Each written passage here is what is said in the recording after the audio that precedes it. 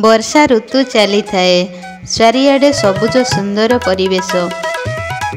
वर्षारे बिलबाड़ी सबुआडे पानी भरी रही थाए।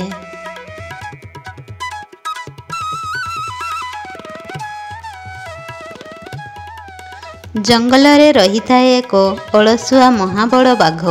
बाघटी अलसुआ हेले मध्य अत्यंत बुद्धिमान थिला। वर्षारे प्रतिदिन शिकार करिबा ता पाई कष्टकर होई पड़िला। बाघ भाबुथाए खाइकी बंचिबाकू हेले किछि ना किछि गोटे उपाय करिबाकू पड़िबो। खाइबा न मिलिले मरिबाटा तो सुनिश्चित। तेणु बाघ एक उपाय चिंता कला। ए वर्षा बिना आउ केते दिन लगी रहिबो केजाणी, छाड़ीबार ना धरुनी। 2 दिन हेलाणी मु किछि खाइनी। पेटरे मूषा दौड़िलाणी। सबु जीव वर्षा ढोरे निज घरु बाहरकू बाहरु नाहांती। शिकार भी गोटे होई पारुनी। जाए देखे बिलुआ भणजा घरे किछि थिबो जदि मागी खाईदेवी। बिलुआ घर जाऊ जाऊ बाटरे जदि शिकार मिलीगला ताहले तो बहुत भल कथा। जाए देखे।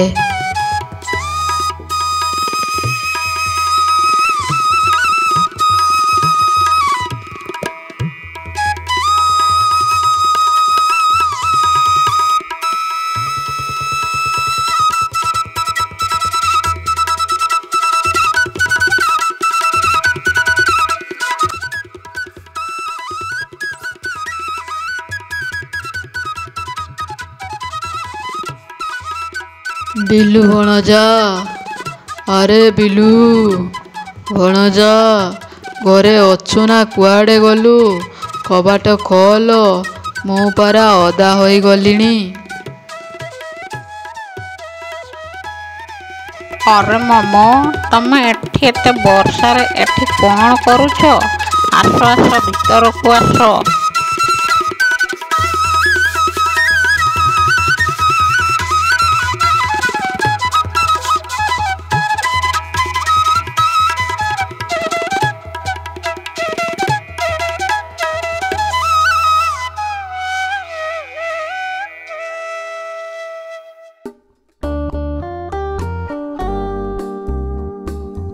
मामो, तमे एते वर्षारे कुआडे आसीथिलो?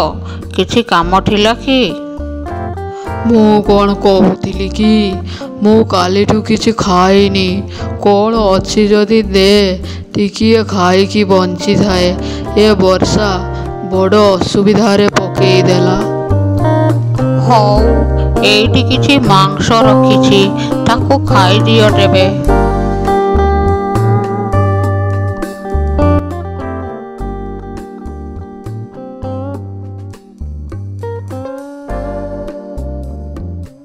अरे भणजा, एइटा केउ मांस कि रे? बहुत स्वादिष्ट हेइछि तो। कोठू आनिलु? मामू, एइटा परा देसी छेड़ी मांस। तमे जानी पारुन कि? तमे बोधे केबे छेड़ी मांस खाइनो। बिलु भणजा, ए छेड़ी मांस केउठी पाइलु? आम जंगल रे तो छेड़ी नहांती। एते स्वादिष्ट मांस पाइलु कोठू? पार्टी करो नाही मामू, काले किए शुणी नब। ए मांस मु गाँ पाख जंगलरू आनिथिली। काली जणे बुढ़ी माउसी ता छेड़ी मानंकु जंगल को चरेइबा पाई आनिथिला। सेथिरु मु गोटे चरेई आनिली। ओ चाल चाल, आज मध्य आमे से बुढ़ीर छेड़ी चरेइबाकू जिबा। ठीक अछि मामू, चालो। हेले सावधान रे रहिथिबो। गाँ लोक हाथ रे धरा पड़िले आमे निजे शिकार होई जिबा जे। सेही दिनटारू बाघ और बिलुआ प्रतिदिन गाँ पाखरू गोटिए छेड़ी चरेई आनी मांस करी खाई पी आराम रे गुंफा भितरे शुअंती।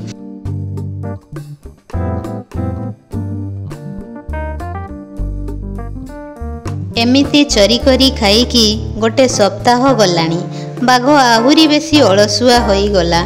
आउ जंगल को शिकार पाई गला नहीं। ତା ମନକୁ ଏକ ଉପାୟ ଆସିଲା। ଭାବିଲା ଏଥର ସେ ନିଜେ ଛେଳି ଚାଷ କରିବ।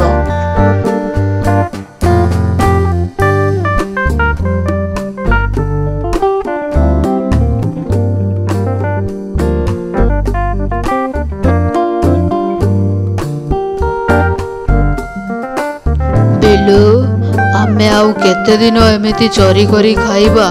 ଚାଲ ମିଶିକି ଆମେ ଛେଳି ପାଳନ କରିବା। କ'ଣ କହୁଛୁ ତୁ? ଡେଲି ଖାଇବା ପାଇଁ ସ୍ୱାଦିଷ୍ଟ ମାଂସ ବି ମିଳିବ। ମାମୁଁ, ତମେ କ'ଣ ପାଗଳ ହେଇଗଲ ନା କ'ଣ? ଛେଳି ଆମକୁ ଦେଖିଲେ ଡରିକି ଦୌଡ଼ି ପଳେଇବେ, ପାଳିବ କେମିତି? ଠିକ୍ ଅଛି, ମୁଁ ଯାଇ ଛେଳି ଆଣିବି, ହେଲେ ସେମାନଙ୍କୁ ପାଳିବାର ଦାୟିତ୍ୱ ତୋର। କହ, ରାଜି ତ? ବିଲୁଆ ଭାବୁଥିଲା ଯେ ଏକଥା କେବେ ସମ୍ଭବ ହୋଇପାରିବ ନାହିଁ। ତେଣୁ ବାଘର ସର୍ତ୍ତରେ ବିଲୁଆ ରାଜି ହୋଇଗଲା। ଠିକ୍ ଅଛି ମାମୁଁ, ମୁଁ ତୁମ ସର୍ତ୍ତରେ ରାଜି। ଛେଳି ପାଳିବାର ଦାୟିତ୍ୱ ମୋ ଉପରେ ଛାଡ଼ିଦିଅ।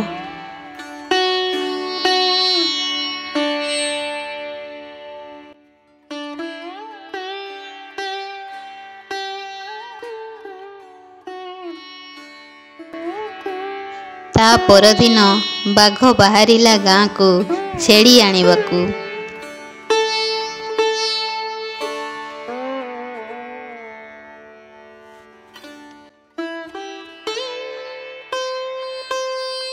ବାଘ ଦେଖିଲା ଆଜି ମଧ୍ୟ ବୁଢ଼ୀ ଛେଳି ଚରେଇବାକୁ ଆସିଛି। ଧୀରେ ଧୀରେ ବାଘ ଛେଳି ପାଖକୁ ଗଲା।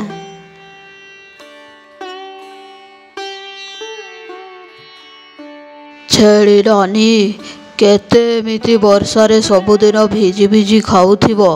ମୋ ସହିତ ଚାଲ, ମୋ ଗୁମ୍ଫାରେ ବହୁତ ଘାସ ହୋଇଛି, ବସିକି ଆରାମରେ ଖାଇବ। ତୁମକୁ ଆଉ ବର୍ଷାରେ ଭିଜିବାକୁ ପଡ଼ିବ ନାହିଁ। ଚାଲ, ତୁମେ ମୋ ସାଥିରେ ଚାଲ। ନାଇଁ ନାଇଁ, ଆମେ ଯିବୁ ନାହିଁ। ତୁମେ ଜଣେ ମାଂସହାରୀ, ତୁମ ଉପରେ ବିଶ୍ୱାସ କରିହେବ ନାହିଁ। ନାଇଁ ଲୋ ଛେଳି ନାନୀ, ମୁଁ ସତ କହୁଛି, ମୁଁ ପରା ଶିକାର କରିବା ଛାଡ଼ି ଦେଇଛି। ମୋତେ ବିଶ୍ୱାସ କର, ମୁଁ ସତ କହୁଛି। ପ୍ରଥମେ ତ ଛେଳି ନାଇଁ ନାଇଁ ହେଉଥିଲା, କିନ୍ତୁ ଲୋଭରେ ବାଘ କଥାରେ ରାଜି ହୋଇଗଲା। ସବୁ ଛେଳି ବାଘ ସାଥିରେ ଗୁମ୍ଫାକୁ ଚାଲିଲେ।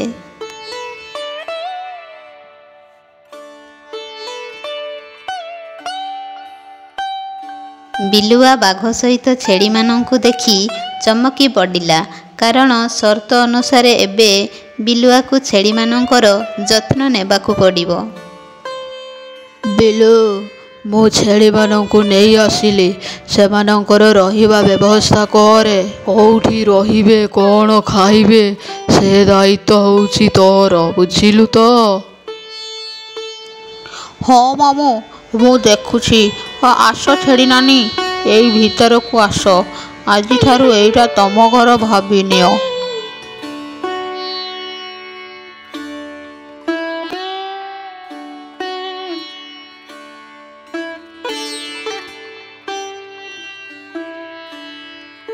ମୋତେ କେତେ କଷ୍ଟ କରିବାକୁ ପଡ଼ୁଛି। ମୋତେ କ'ଣ ସତରେ ବାଘ ମାମୁଁ ଏଥିରୁ ଭାଗ ଦେବ? ମୋତେ କାହିଁ ସନ୍ଦେହ ହେଉଛି। କ'ଣ ଆଉ କରିବି, କଥା ଦେଇଛି, କରିବାକୁ ତ ପଡ଼ିବ।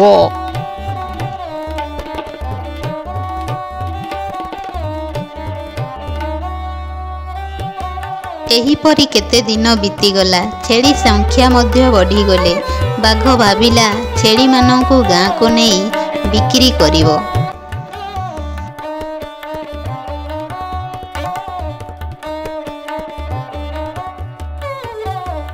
ବିଲୁ, ବିଲୁ, ମୁଁ ଭାବୁଛି ଛେଳିମାନଙ୍କୁ ନେଇ ଗାଁରେ ବିକ୍ରି କରିବା। କ'ଣ କହୁଛୁ ତୁ? ଆମକୁ ଭଲ 2 ପଇସା ମିଳିବ।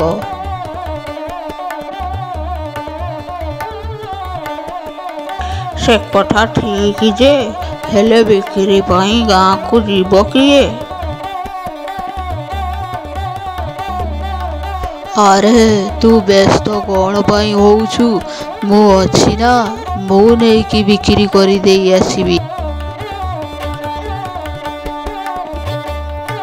ହଉ ହଉ ଠିକ୍ ଅଛି, ତମେ ତାହେଲେ କାଲି ଯିବ ଆଉ।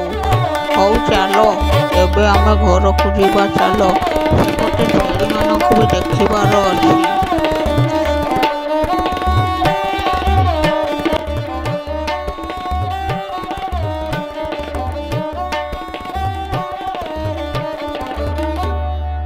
ବାଘ ପ୍ରତିଦିନ 2ଟି ଛେଳି ନେଇ ଗାଁକୁ ବିକ୍ରି ପାଇଁ ଯାଏ, କିନ୍ତୁ ବାଘ ମନରେ ଲୋଭ ରହିଥାଏ, ବିକ୍ରି କରିବାରେ ମନ ନଥାଏ।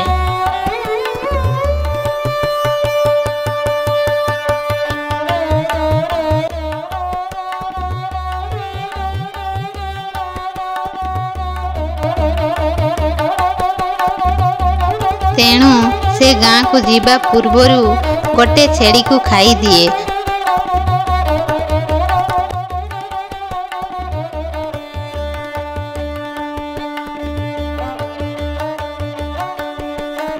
ଓ ଗୋଟେ ଛେଳିକୁ ବିକ୍ରି କରି ପଇସା ଆଣିଥାଏ।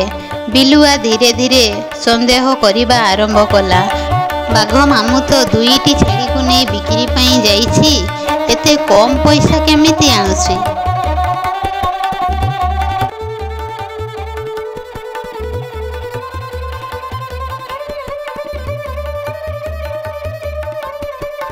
ଆରେ ମଉସା ଶୁଣିଯା ଟିକେ। କ'ଣ ହେଲା? କ'ଣ ଡାକୁଛୁ କିରେ? ମଉସା ଏ ଛେଳି ମାଂସର ରେଟ୍ କେତେ ଚାଲିଛି କି? ଦିନେ ଖଣ୍ଡେ ଖାଇବି ବୋଲି ମୁଁ ଭାବୁଛି।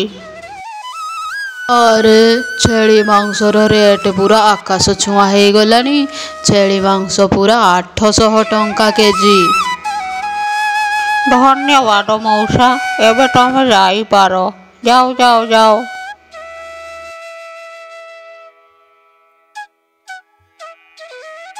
ଆରେ ମୋତେ ଲାଗୁଛି ଏ ବାଘ ମାମୁଁ ମୋତେ ଠକି ରହୁଛି। ଆଉ କାଲି ମୁଁ ଜଗିବି ମାମୁଁ ମୋତେ କିପରି ଲଣ୍ଠନ ଦେଖାଉଛି। କାଲିଟା କଥା ବୁଝୁଛି ମୁଁ। ତା ପରଦିନ ବିଲୁଆ ବାଘକୁ ଜଗିଲା। ବାଘ ଠିକ୍ ସବୁଦିନ ପରି ଆଜି ମଧ୍ୟ 2ଟି ଛେଳି ନେଇ ଗାଁକୁ ବିକ୍ରି ପାଇଁ ବାହାରିଲା। ସବୁଦିନ ପରି ଆଜି ମଧ୍ୟ ଗୋଟେ ଛେଳି ଖାଇ ଗୋଟେ ବିକ୍ରି ପାଇଁ ନେଉଥିଲା। ଏ ଘଟଣା ଦେଖି ବିଲୁ ଅତ୍ୟନ୍ତ ରାଗିଗଲା। ବାଘ ମାମୁଁକୁ ପାନେ ଦେବ ବୋଲି ଭାବିଲା। ବିଲୁଆ ଗାଁକୁ ଯାଇ ସେଇ ବୁଢ଼ୀକୁ ସବୁ କଥା କହିଲା। କିପରି ବାଘ ମିଠା ମିଠା କଥା କହି ତା ଛେଳିମାନଙ୍କୁ ନେଇ ବେପାର କରୁଛି। ବୁଢ଼ୀ ବିଲୁଆ କଥା ଶୁଣି ରାଗିକି ପୁରା ନିଆଁ। ବାଘ ବିଲୁଆକୁ ଗାଁରେ ଦେଖି ସବୁ କଥା ଠିକ୍ ବୁଝିପାରୁଥିଲା। ଆରେ କିଏ କୁଆଡ଼େ ଆସ, ଦୌଡ଼ି ଆସ। ଏ ବାଘ ମୋର ସବୁ ଛେଳିକୁ ନେଇ ଏଠି ବେପାର ଚଲେଇଛି। ମାର ତାକୁ, ମାର। ଆରେ ବାଘ ରହିଯା, ତୁ ମୋର ସବୁ ଛେଳିକୁ ନେଇ ଯାଇଛୁ। ଆଜି ତୋତେ ମୁଁ ଠିକ୍ ଠିକ୍ କରି ନ ଆଣିଛି ଯଦି ମୋତେ ଚିହ୍ନିଥିବୁ। ସେହି ଦିନଠାରୁ ବାଘ କେବେ ଗାଁରେ ଦେଖା ଦେଇନାହିଁ ଏବଂ ବିଲୁଆଠାରୁ ପ୍ରତିଶୋଧ ନେବ ବୋଲି ଜଙ୍ଗଲରେ ଜଗି ବସି ରହିଛି। ସେହି ଦିନଠାରୁ ବାଘ ଭାବିଲା, ଛେଳି ବେପାର ତ ବୁଡ଼ିଲା, ଏଥର ପରିଶ୍ରମ କରି ଶିକାର କରିବାକୁ ପଡ଼ିବ।